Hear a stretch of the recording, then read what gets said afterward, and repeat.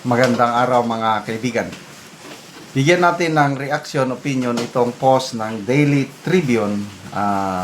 Pahayag ito, response ni Yusek Claire Castro doon sa pagsampa ng libel case sa kanya ni Congressman Leandro Libeste. Ito. Just in, Yusek Claire Castro fires back at Libeste. Statement from Spox Castro. I have not yet received the copy of the complaint filed by Congressman Libeste. Pero, ang response ko sa ngayon ay ayon lamang muna sa kanyang interview. Inamin ni Congressman Libeste sa isang interview na ang source ng di umano'y pagbebenta ng company na may franchise ay galing kay Ombudsman Rimulya. Pero, hindi niya sasampahan ng kaso ang ombudsman dahil sa ginagalang niya ito at kaibigan ng nanay niya. So, kakasuhan ba niya ako dahil sa hindi ako kaibigan ng nanay niya at hindi niya ako ginagalang? Kawawa naman si Yusek Claire Castro, no? Hindi ginagalang. Can we say that the statements of the ombudsman are with basis and not maligning, while my statements sourced from the ombudsman are nothing but libelous? Maliban dyan, inamin ni Congressman Libeste na he is not the owner of Solar para sa Bayan anymore, which has the franchise because he already divested his shares. He himself is the source. O ngayon na lang niya sinabi ito. Nung nagsalita na kayo ng ombudsman na bininta niya ang prangkisa. O hindi siya ang source.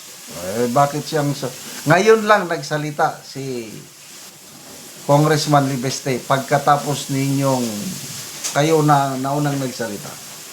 Ang pagsasampa ng kasong ito ay tunay na paraan para ako ay matigil sa aking pagsasalita at pagtalakay sa mga isyo. So, who is the power that be? Hindi ba kayo sa Malacanang? Ano ang power ni Congressman Libeste? Nag-iisa lang siya eh. Tapos ikaw pa ang tatakutin ng Yusek Claire Castro, parang hindi ako maniwala doon, no? Bakit ka nagreklamo sa NBI yung grave threat na hindi mo naman sinampahan ng kaso? Sana sinampahan mo na lang ng kaso. Kaya ang punto de vista ni Attorney Trixie Angeles is gusto mo siyang patahimikin.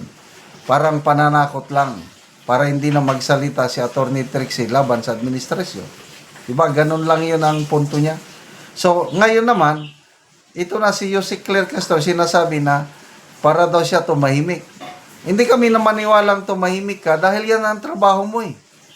Araw-araw kang nagsasalita, paano ka tatahimik? Ito ngayon ang tanong. Sino ang tunay na nasa likod ng pagsasampa ng kaso laban sa akin? Duterte! Yun. Sabihin mo na, si Duterte na naman ang nasa likod. Sinong Duterte? Tatay Digong ba? BP Sara ba? Kasi nandyan si Atty. Topacio. Sige. Sabihin na natin, Duterte, nagpakana. Ay, nako. Nadawit na naman ng mga Duterte. Sino ang nais na mabusalan ang aking bibig? Sino ang lubos na makikinabang? Wala pong makakabusal sa inyong bibig, Yusek Claire Castro, dahil kayo ang nasa poder. Taga Malacanang kayo eh. Sino ang may makapangyarihan? Duterte o ang amo mong presidente? Siyempre kayo. So paano kayo bubusalan? Anyway, ito, comment ko lang ito. Bakit hindi kinasuhan si Boying Rimulya dahil siya yung nauna. Di ba mas magandang kasuhan din sana? Kailangan hindi natin prerogative ito ni Congressman Libiste kung sino yung kasuhan niya. Hindi ko narinig yung statement niya na ginagalang niya si Ombudsman Rimulya dahil kaibigan ng nanay niya. Granting na totoo yun. Karapatan niya yun. Ito naman kasi si Castro, siya ang palaging nagsasalita. Kaya siya ngayon ang... So, anyway, abogado ka naman, Yusek Claire Castro. Palagay ko, walang problema yan. Cyber libel. Ano ba ito? Hindi naman ang alam ko lang malaki, multa ata ang multa ng cyber libel malaki. Kung mapatunayang kailang yung pagkapreso maliit lang. Tapos ano man ito? Bailable offense. Pwede kang magpiyansa. Sino bang nasampa ng cyber libel? Si Rappler CEO Maria nakalimutan ko na. Maria Riza na convicted na siya ng libel Trial court pinagtibay ng Court of Appeals. Nandun na sa Supreme Court dahil nag-appeal siya. So, hintayin natin ano ang kahihinatnan sa appeal ni yung Nobel Peace Prize, yung number 1 na anti-Duterte noon.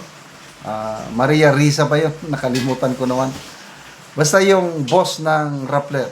Ayun. Convicted yun ng libel case o cyber libel ba. Kaya nasa Supreme Court na ang final decision. Iba naman yung kay Franz Castro dahil child trafficking. Nasa motion for reconsideration pa sa Court of Appeals, but most likely sinasabi ng mga legal minds na ibabasura ng Court of Appeals yung motion for reconsideration, kaya aakyat ang kaso ni Franz Castro sa Supreme Court. Salamat mga kaibigan sa inyong pagsubaybay sa ating channel. Nakakatulong kayo ng malaki sa tribong Talandig ng Bukidnon dahil ang income natin sa channel na ito is pantulong sa tribo. Namimigay tayo ng libreng yero at pako para makapagpatayo sila ng mas maayos na tirahan. Panoorin nyo ang video na ito. Una si Angkol ang natagaan og yero. So, salamat daw nga tabangan siya og sin. Sandig. So, bisandig lang ni Angkol ang yero. So, muna ni ang itsura sa iyang balay. O karon mo na ni ang itsura sa balay ni Angkol sa tagaan ng Bugero. So, mga buslot-buslot na gyud gipang tapakan lang gani ang uban. Tapak-tapakan ko rin. Makita gid nato nga kuan gid kaayo ang iyang hero.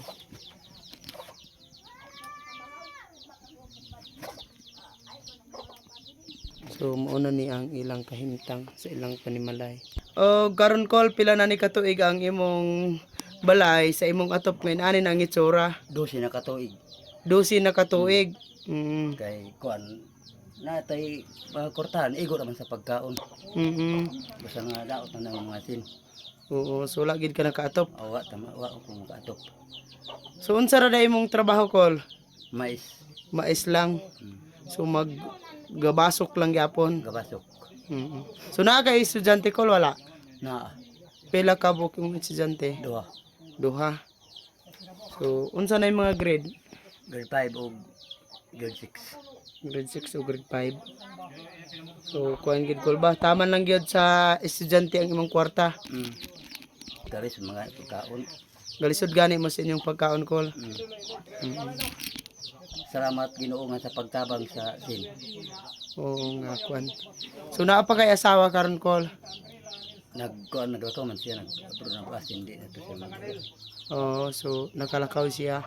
So ikaw lang karon ang nabilin sa balay. Oh, Oo. pura. So nagpasalamat si Uncle sa Ginoo sa nagtabang sa sin nga makaatop na gid siya. Salamat kay Col. Salamat.